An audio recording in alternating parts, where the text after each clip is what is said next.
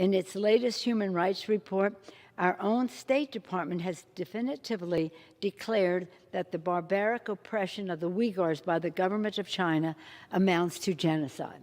We salute the administration for that recognition.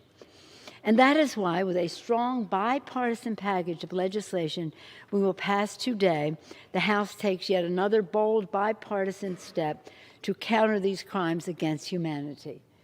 Right now, Beijing is orchestrating a brutal and accelerating campaign of repression against the Uyghur people and other Muslim minorities.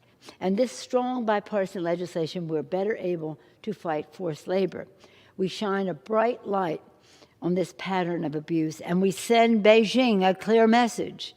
This genocide must end now. As we focus on this genocide against the Uyghurs, we must also remember Beijing's decades-long assault on human rights. Those of us who have long been in this fight for human rights in China have seen a regime of terror and repression that has only intensified. From Tibet to Taiwan, to assaults to basic freedoms in Hong Kong and beyond, to jailing of journalists and detaining of dissidents, and more. In the Congress for decades, we have taken strong bipartisan action fighting for human rights in China.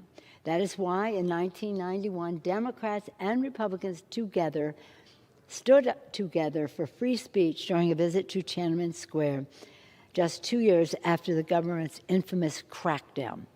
That is why in 1993, in a bipartisan way, we convinced the world that China's dismal record on human rights disqualified the nation from hosting the 2000 Olympic Games. That is why in 2000, I took to this floor to urge my colleagues to block China from the World Trade Organization, arguing that we should not put deals ahead of ideals. And China has not honored the agreement. America has a moral duty to tie our trade relations with human rights. When China joined the WTO 20 years ago this week, the world gave Beijing a blank check, prospering from its abuses while simply hoping it would change its behavior. Many of us knew then, as we know today, that this approach was fated for failure, and today's legislation will help right this wrong. But we must respond with more than legislation. We must show leadership. As House Speaker, I applaud and support President Biden's strong leadership in announcing there will be no official U.S. presence at the 2022 Winter Olympics. Allowing a country with an abysmal human rights record to host the Games makes a mockery of the Olympic Charter, which states that the Games should seek to foster, quote, respect for universal and fundamental ethical principles.